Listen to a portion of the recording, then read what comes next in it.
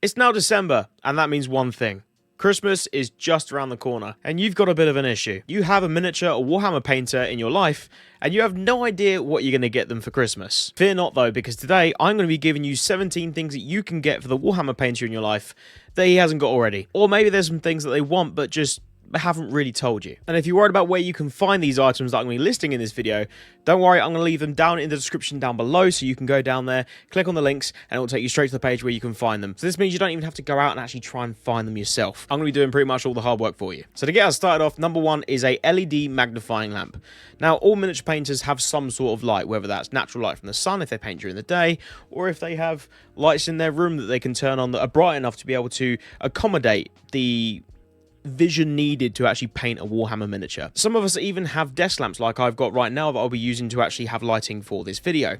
Some of us have little arm lamps that come across and just go over. There's also dome lamps you can get, but a lamp is absolutely fine. Some form of LED light is absolutely fine. But what about when it comes down to the actual smaller details on the model that you can't really quite see unless you've got spectacles that can zoom in very far, or you pretty much bring the miniature up to your nose just so you can get to the little belt buckle? That is where this first item will come in very, very handy. An LED magnifying lamp will allow them to get very close up to the model without even having to put their face anywhere closer. It's a little magnifying screen that comes in front of them, and that way, as they're painting with a hand outstretched out in front of them, they can see right up close to the miniature, which will come in handy in a lot of situations, trust me, because Warhammer has a lot of small details, and this first present, this first gift idea, will come in very handy for that exact reason. Okay, so item number two is a high quality wet palette. Now, don't get me wrong, you don't need a wet palette to paint Warhammer miniatures. Some people have even fashioned their own out of stuff that's just lying around the house. However, in my humble opinion,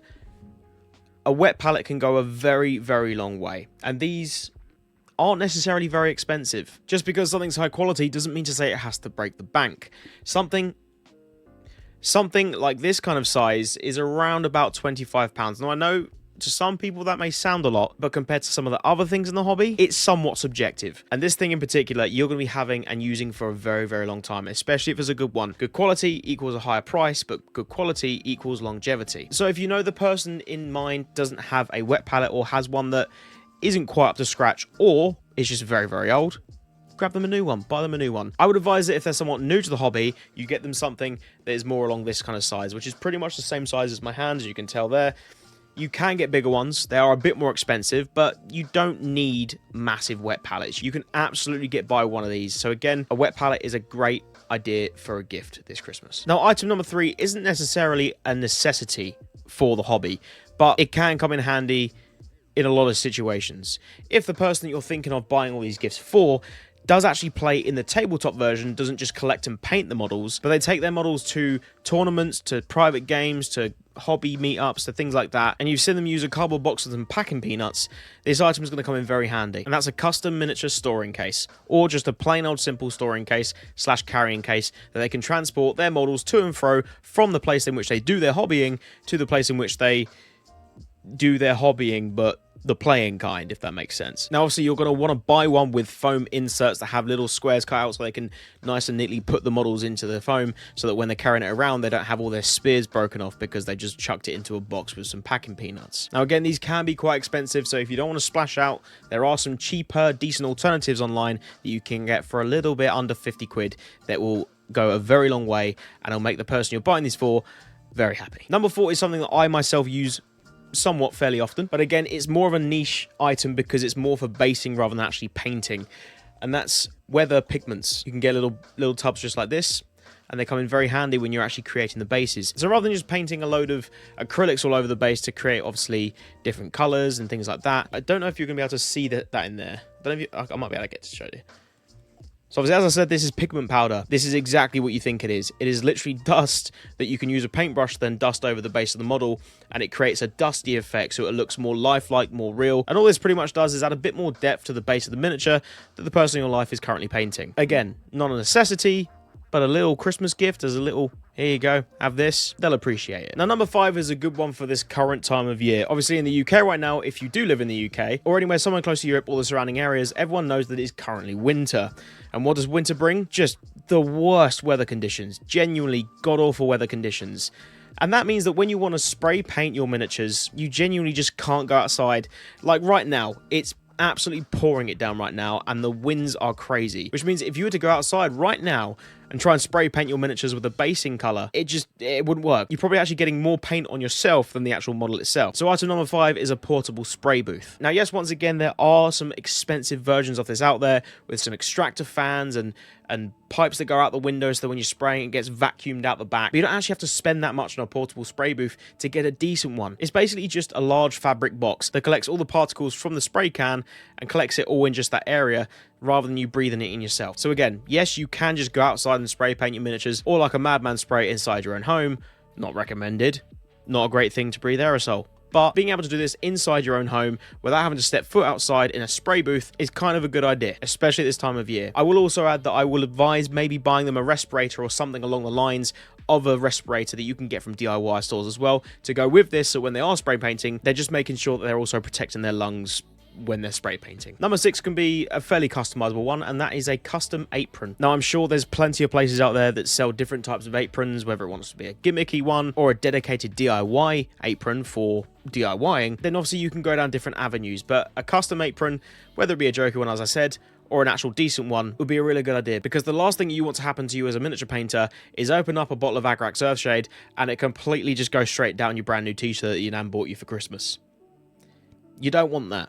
Trust me, I found out the hard way. Number 7 is a nice, quick and simple one. Stencils. I bought these ones in particular from Temu, and they were around about £2.38, and it came, I've only got 2 here, but I got about 4 or 5 in the pack. I've used them, and they are genuinely incredible. Honest to God. Stencils for the miniature painting hobby. A miniature is about that big compared to the page, but you don't need to use these on miniatures. You can use them on vehicles, you can use them on Titanic models. However, if you are buying something for this person in your life and you have no idea about Warhammer, don't even worry. Feel free to trust me. I've been doing Warhammer now for 20 years. Trust me when I say that using these on vehicles and Titanic models is an absolute game changer. And if you want to get some stencils, you can pick them up cheap. You might even be able to find dedicated ones on, say, Etsy or places like that. So yeah, stencils, very good idea. Now, number 8 is a somewhat niche gift idea, but it might be worth your time having a look into it to see if you can find some of these, and that is exclusive paint sets. Now, I don't necessarily have any of these. Again, it's fairly niche, don't get me wrong.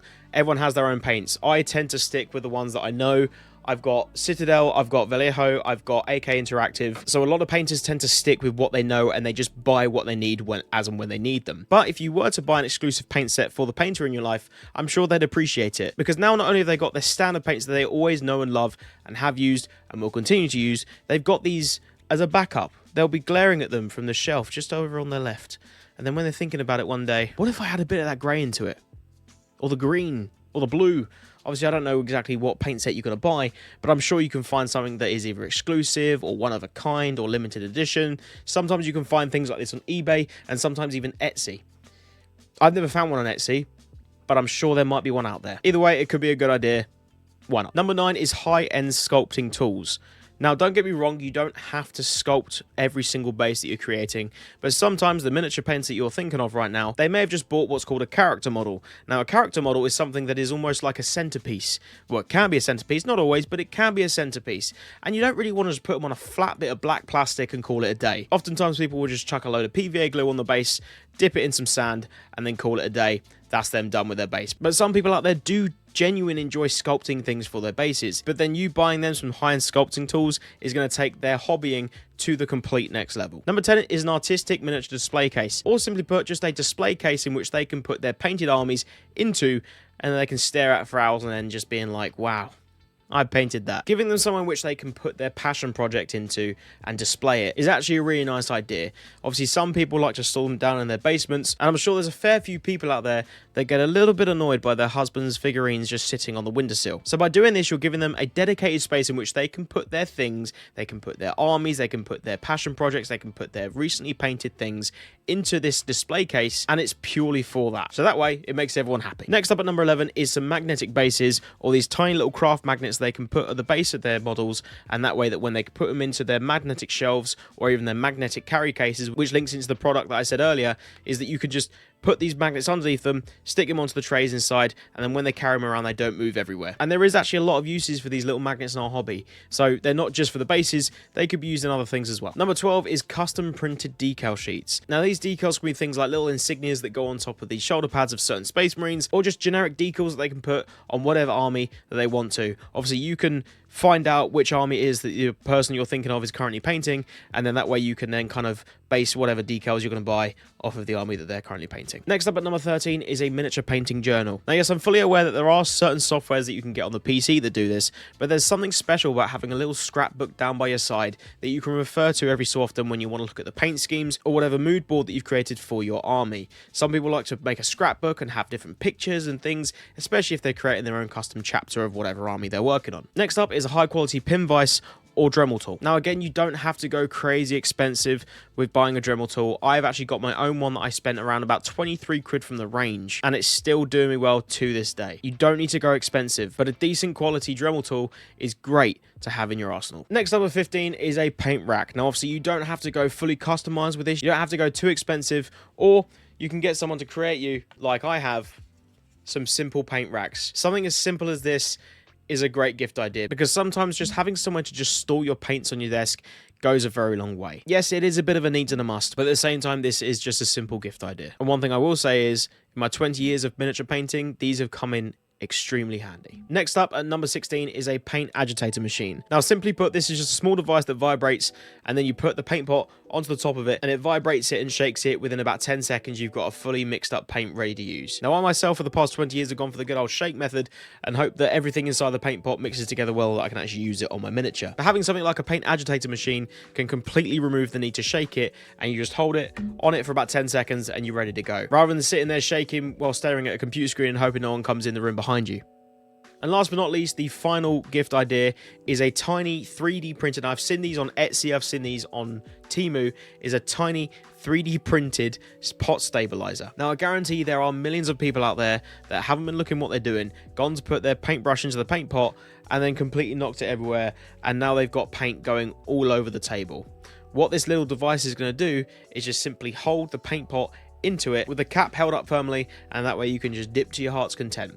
Although I wouldn't necessarily recommend one of these if you're going to be painting loads of small details, because you're not going to want to have the paint.